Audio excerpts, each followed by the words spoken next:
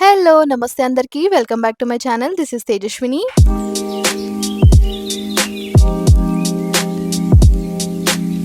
So, ఈ video వచ్చేసి day 3 in Bengaluru అనమాట. సో, మార్నింగ్ 4:00కి లేచి అందరం రెడీ అయిపోయినాం 5:00 వరకి. ఈరోజు ఎక్కడికెళ్తున్నామంటే నంది హిల్స్ ఇంకా ఆదియోగి స్టాచ్యూ చూడనీకెళ్తున్నామనమాట. మార్నింగ్ అంటే ఈ టైంలో ట్రాఫిక్ ఉండదు కాబట్టి అక్క వాళ్ళ ఇంటి నుంచి నంది హిల్స్‌కి 1½ అవర్ లోపే చూయించింది. అదే ట్రాఫిక్ ఉంటే మాత్రం 2 అవర్స్ కంటే ఎక్కువనే చూపిచ్చింది. మీకు ఆల్రెడీ చెప్పినా కదా బెంగుళూరులో చాలా అంటే చాలా ఘోరంగా ఉంది ట్రాఫిక్. ఒక రకంగా కంపేర్ చేసి బెంగుళూరు కంటే హైదరాబాద్ ట్రాఫికే బెటర్ అని చెప్పొచ్చు. రీచ్ అయ్యేసరికి టైం పడతది కాబట్టి నేను పూజ వేదాక ఒక చిన్న నాప్ ఏసినాం. ఎట్లాగో డ్రైవింగ్ అన్న బావ చూసుకుంటారని. అంటే కార్ ఎక్కినాక నాప్ కంపల్సరీ కదా. ఇంకా మేము లేచేసరికి కొంచెం కొంచెం సన్ రైజ్ అయితుందన్నమాట. తర్వాత కొంచెం రిఫ్రెష్ అవ్వడానికి అందరం ఇక్కడ టీ కోసం ఆగినుండే అనమాట. ఇంకా టీ తాగేసి స్టార్ట్ అయిపోయినాం మళ్ళీ. ఇంకా మనం ఆల్మోస్ట్ నంది హిల్స్ కి దగ్గరలో ఉన్నాం అనమాట. అసలు ఇక్కడ వెళ్తున్నప్పటి నుంచి వ్యూ మాత్రం క్రేజీ అనిపించింది. ఇట్లనే వెళ్తూ ఉంటే ఒకటో రెండో ఊర్లు కూడా వచ్చినాయి. ఇంకా దాటిన తర్వాత ఇంకా మంచి మంచి వ్యూ ఉంటదన్నమాట. సో నాతో పాటు మీరు కూడా ఈ వ్యూని ఎంజాయ్ చేయండి. ఇంకా దగ్గరికి వెళ్తున్నప్పుడు ఇంకా నెక్స్ట్ లెవెల్ ఉంటది.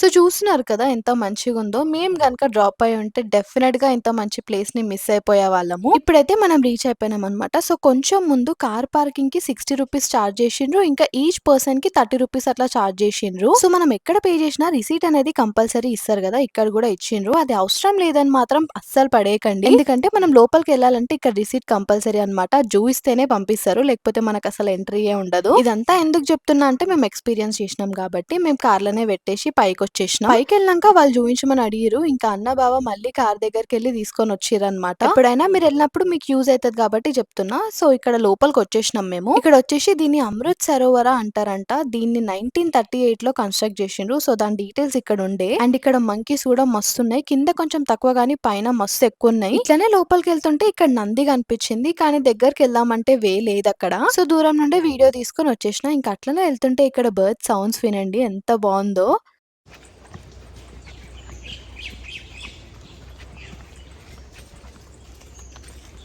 అండ్ ఇదంతా కూడా మొత్తం ట్రెక్కింగే అనమాట. మరీ ఎక్కువేం ఉండదు కానీ కొంచెం డిస్టెన్స్ ఉంటది. ఇట్లనే వెళ్తుంటే మంచిగా అనిపించిందనమాట ఆ సౌండ్స్, అట్మాస్ఫియర్. సో నాతో పాటు మీరు కూడా ఈ అట్మాస్ఫియర్‌ని ఎంజాయ్ చేయండి.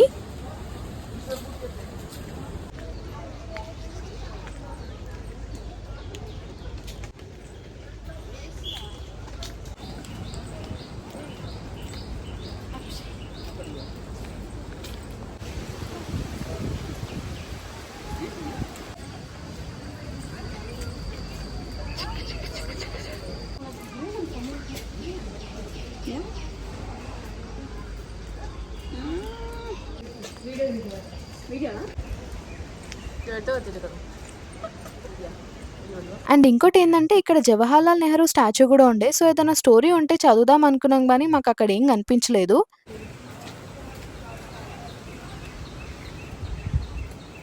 కొంచెం లోపలికెళ్ళినాక ఇక్కడ మ్యాప్ కనిపించింది. అక్కడ నుంచి ఇంకా కొంచెం లోపలికెళ్ళినాక ఇక్కడ కొన్ని పిక్చర్స్, వీడియోస్ తీసుకున్నాం అనమాట అందరం. నంది హిల్స్ లో మెయిన్ ఏంది అంటే సన్ రైజ్ వ్యూ పాయింటే కదా. సో ఆల్మోస్ట్ ఇక్కడికి వచ్చేసినాం అనమాట. ఏం మిస్ అయినా గానీ ఇలాంటి మంచి మంచి వ్యూస్ లో ఫొటోస్, వీడియోస్ మాత్రం అస్సలు మిస్ కాం కదా. సో ఎక్కడికెళ్ళినా ఫొటోస్, వీడియోస్ మాత్రం పక్కా మనకి. సో ఇక్కడ మనం అదే పని చేస్తున్నాం అనమాట. అండ్ ఇక్కడ గాలి మాత్రం మస్తు వచ్చింది.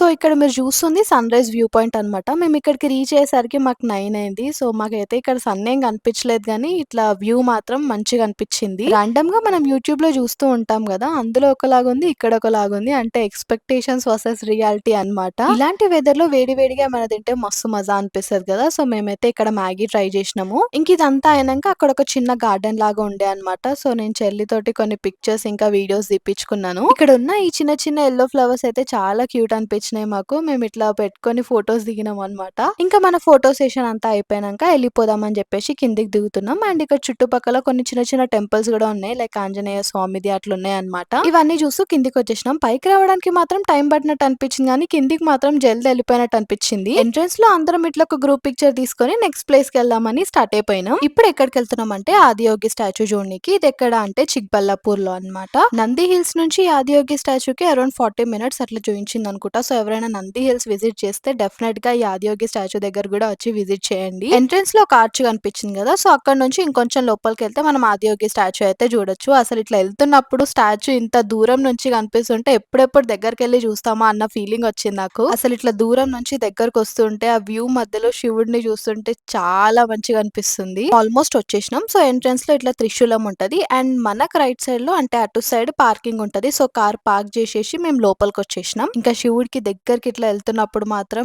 ఏదో తెలియని హ్యాపీనెస్ అన్నమాట. ఎప్పుడు టీవీలో ఫోన్ లోనే చూస్తాం కదా, సో ఫస్ట్ టైం లైవ్ లో ఇట్లా దగ్గర నుంచి చూడడం ఇంకా హ్యాపీగా అనిపించింది నాకు. అందరం వెళ్ళి అక్కడ ఎదురుగా కూర్చున్నాం అన్నమాట. అసలు ఎంత పీస్ఫుల్ గా అనిపించింది. ఇంకా అట్మాస్ఫియర్ ఆ వైబ్ చాలా బాగుండే.